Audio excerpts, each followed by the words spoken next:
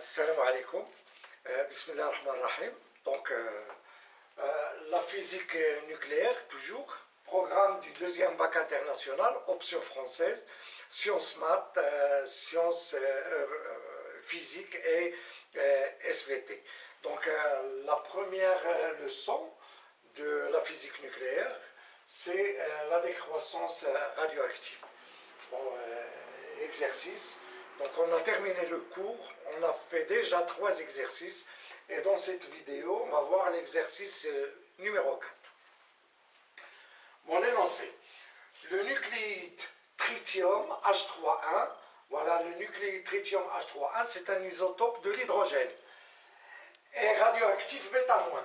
Sa désintégration donne lieu à un isotope de l'élément hélium. L'hélium, c'est He. Voilà. Première question. Écrire l'équation de cette désintégration.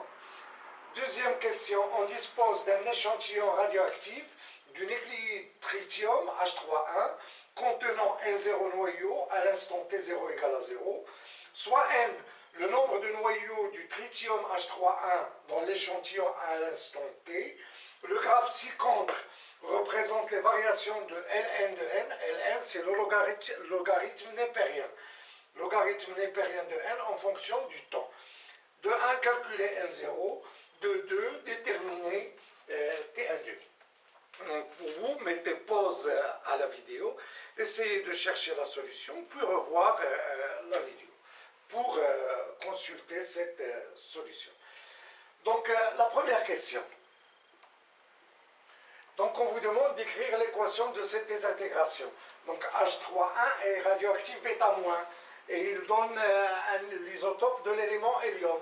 Donc l'équation de cette réaction nucléaire, on écrit H3,1 qui nous donne l'hélium, c'est He, voilà, c'est 2, l'hélium, Z est égal à 2. Et là, A plus β-, donc c'est un électron, moins 1, 0. Voilà, donc 2 plus 2 moins 1, ça donne 1. Voilà, l'hélium est caractérisé par Z est égal à 2.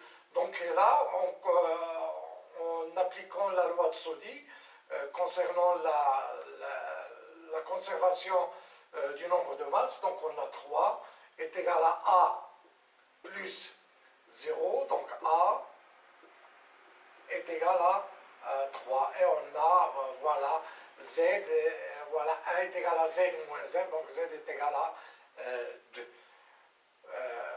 Voilà, donc l'équation, on va écrire H3,1 qui nous donne He 4,2 plus E moins 1, 0. Si vous voulez, là on peut écrire Z. Et la conservation du nombre de masse, on écrit A est égal à Z moins 1. Ceci implique que Z est égal à 2. Donc l'équation, on va l'écrire sous la forme H3,1 qui nous donne He 4,2 plus E 0 moins 1. Voilà. Donc la deuxième question. On dispose d'un échantillon radioactif du nucléide tritium H3,1 contenant N0, noyau à l'instant T0 égale à 0, soit N le nombre de noyaux du tritium H3,1 dans l'échantillon à l'instant T. Le graphe ci-contre représente les variations de Ln de N en fonction du temps. Calculer N0, puis déterminer T1,5.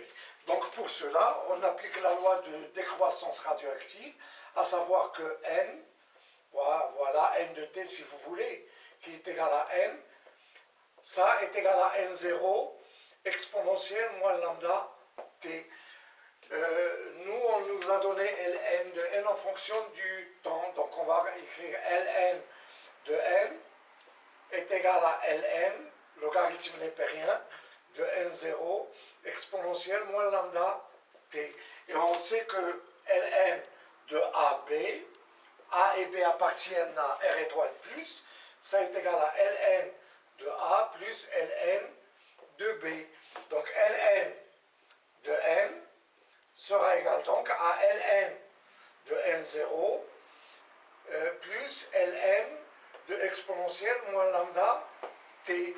Et on sait que Ln est la fonction réciproque de l'exponentielle Ça veut dire, et on sait que f moins 1 de f de x est égal à x. Voilà, f moins 1, c'est la fonction réciproque de f de x. Donc c'est la même chose. Ln de exponentielle moins lambda t sera égal à moins lambda t. Donc Ln de n sera égal donc à Ln de n0 moins lambda t. Voilà. Donc Ln en fonction du temps est donc une fonction affine. Ln de n0, ça représente l'ordonnée à l'origine, et moins lambda, ça représente la pente de la droite. Donc voilà, là, on a une droite qui représente une fonction affine, dont la pente est négative. Donc on vous demande donc, dans la première question de chercher Ln de n0. Donc voilà, Ln de n0, ça représente l'ordonnée à l'origine. Donc ça veut dire que Ln de n0 est égal à 50. Voilà, ceci implique que n0 est égal à exponentielle 50. Puisque l'exponentielle, voilà, on écrit exponentielle de Ln0, voilà, est égal, attendez, donc exponentielle de Ln de n0 est égal à exponentielle 50. Exponentielle de Ln de n0, c'est n0, puisque l'exponentielle, c'est la fonction réciproque de Ln, du logarithme népérien. Donc on trouve que n0 est égal donc à exponentielle 50, donc n0 est égal donc à 5,18 10 puissance 21 noyaux. Voilà, c'est le nombre de noyaux du tritium à l'instant t égal à 0. Et pour chercher lambda, il suffit d'écrire que moins lambda représente la pente de cette droite. Voilà, donc moins lambda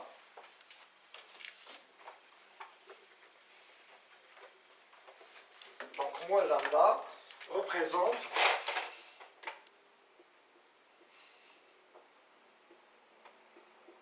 la pente de la droite qui représente Ln en fonction du temps. Voilà, ou bien le coefficient directeur. Donc on écrit que moins lambda est égal donc, il suffit de prendre, voilà, moins lambda t. Voilà, donc on a y est égal à ax plus b. Voilà, y c'est log de n, b c'est log de n0, a c'est moins lambda et x c'est t. Voilà, donc on a une fonction affine. Donc moins lambda, il suffit de prendre deux points, ce point et celui-là. Donc pour ce point, on va écrire 48,75 moins 50 sur 22 moins 0. Voilà, on obtient moins lambda égale donc à moins 5,68 10 puissance moins 2. Voilà, là, au dénominateur, on a l'unité du temps, c'est en. Donc lambda, voilà, donc là, ça nous donne en moins 1. Donc lambda est égal à 5,68 10 puissance moins 2 en moins 1. On vous demande de chercher T1 demi. Donc, pour chercher T1 demi, il suffit d'écrire que lambda est égal à log de 2. Donc, on a lambda est égal à Ln de 2, logarithme népérien de 2 sur T1 demi. Donc, ceci implique que T1 demi est égal à Ln de 2 sur lambda. Donc, T1 demi log de 2 égale log de 2, Ln logarithme népérien de 2 sur 5,68 10 puissance moins 2. Voilà, et là, ça va nous donner 1. Donc T1 demi, tout calcul fait, vous donne T1 demi est égal à 12,2